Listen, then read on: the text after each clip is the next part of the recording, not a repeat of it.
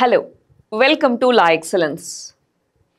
Answer రైటింగ్కి టెస్ట్ల యొక్క ప్రాధాన్యత ఏంటి, దీని మీద ఎవ్వరికి డౌట్ అనేది ఉండకపోవచ్చు అని నేను అనుకుంటున్నాను.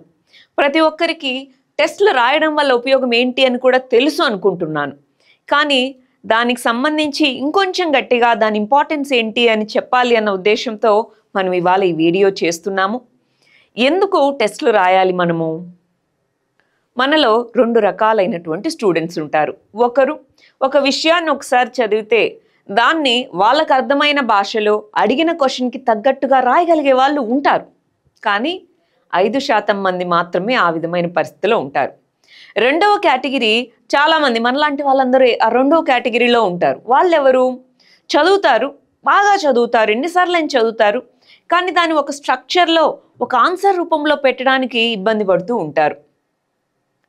ఈ రెండు రకాల కేటగిరీస్లో ఆన్సర్ రాయగలిగిన వాళ్ళు, రాయడానికి ఇబ్బంది పడే వాళ్ళు, ఈ ఇద్దరు ఫేస్ చేసే ఇంకో కామన్ సమస్య ఉంది. అదేంటి అంటే టైం మేనేజ్మెంట్. అంటే మనకేమి రోజంతా ఇచ్చి రాయి బాబు ఎగ్జామ్ రాయి అన్నారు. ఒక లిమిటెడ్ టైం ఉంటుంది, 3 hours అనేది మనకి టైం ఇస్తారు. ఆ ఇచ్చిన టైంలోనే మనం మన ఆన్సర్ రైటింగ్ని కంప్లీట్ చేయాల్సి ఉంటుంది. మరి అందుకోసమే టెస్ట్ల యొక్క ప్రాధాన్యత. ఆ టెస్ట్లు అనేవి వీక్లీ టెస్ట్ కావచ్చు, డైలీ టెస్ట్ కావచ్చు, ఏ విధంగా అయినా సరే ప్రీవియస్ క్వశ్చన్స్ని తీసుకొని మీరు ప్రాక్టీస్ చేయడం కావచ్చు, ఏదైనా సరే ఖచ్చితంగా చేయాల్సిందే. ఇందాకన్నట్టు 95% ఆఫ్ అస్ మనము ఖచ్చితంగా ఒక విషయాన్ని ప్రజెంట్ చేయడంలో ఇబ్బంది పడుతూ ఉంటాం. కాబట్టి ప్రాక్టీస్ చేసే కొద్దీ, ఫర్ ఎగ్జాంపుల్ ఫండమెంటల్ రైట్స్ గురించి నన్ను చెప్పండి అన్నారనుకోండి, నేను ఒక గంట చెప్తాను. కానీ ఎగ్జామ్లో అడిగిన క్వశ్చన్కి తగ్గట్టుగా ఆ ఇచ్చిన టైంలో రాయగలమే కదా అసలైన ఛాలెంజ్, అవునా కదా? అందుకోసం ఎక్కువ ప్రాక్టీస్ చేసే కొద్దీ మనం మన వ్యూ పాయింట్ని కరెక్ట్గా విత్ ఇన్ టైంలో ఆ వర్డ్స్లో కన్సైజ్గా రాయగలుగుతాము. అది మొదటిది. రెండోది టైం మేనేజ్మెంట్. ఆ 3 గంటల వ్యవధిలో మనం పేపర్ కంప్లీట్ చేయాలి అంటే ఖచ్చితంగా టెస్ట్లు అనేవి రాయాల్సిందే. నేను నా పర్సనల్ ఎక్స్పీరియన్స్ నుంచి చెప్తున్నాను. మా బ్యాచ్లో అంటే 2018 గ్రూప్ 1 బ్యాచ్లో ఎవరైతే బాగా టెస్ట్లు రాసి డైలీ రెగ్యులర్గా ప్రాక్టీస్ చేసుకుంటూ, డైలీ 100 క్వశ్చన్లు 50 క్వశ్చన్లు రాయాల్సిన అక్కర్లేదు, డైలీ ఒక 2-3 అయినా సరే రాసి దాన్ని రివ్యూ చేసుకొని ఇంప్రూవ్ చేసుకున్న వాళ్ళు ఎవరైతే ఉన్నారో వాళ్ళు చాలా మంచి స్కోర్ చేసుకోగలిగారు మెయిన్స్ ఆన్సర్ రైటింగ్లో. దానివల్ల ఏమైంది, ఓవరాల్ ర్యాంకింగ్లో వాళ్ళు ముందున్నారు.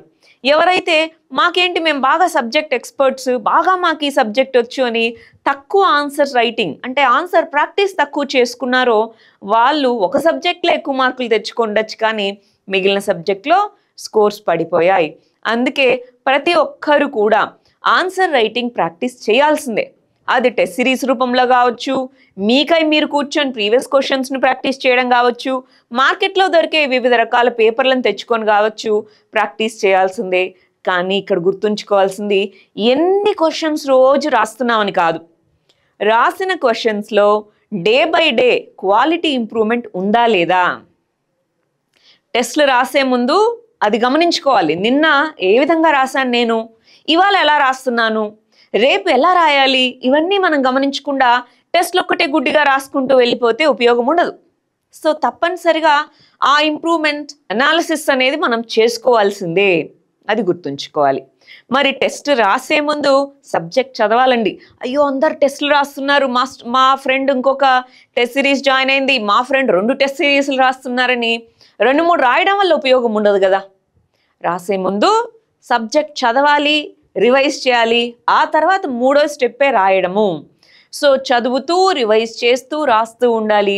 మీ యొక్క పేస్ని బట్టి, మీ యొక్క షెడ్యూల్ని బట్టి, మీరు ఇంతకుముందు చేసిన ప్రాక్టీస్ని బట్టి ఎన్ని టెస్టులు రాయాలి, డైలీ టెస్ట్లా రెగ్యులర్ టెస్ట్లా అనేది డిపెండ్ అయ్యి ఉంటుంది. కానీ టెస్ట్ రాయడం మాత్రం ఇంపార్టెంట్. అటు టైం మేనేజ్మెంట్కి, ఇటు ప్రజెంటేషన్కి, రెండిటికి రైటింగ్ అనేది very very important.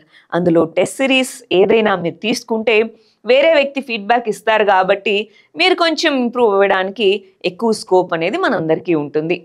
All the best.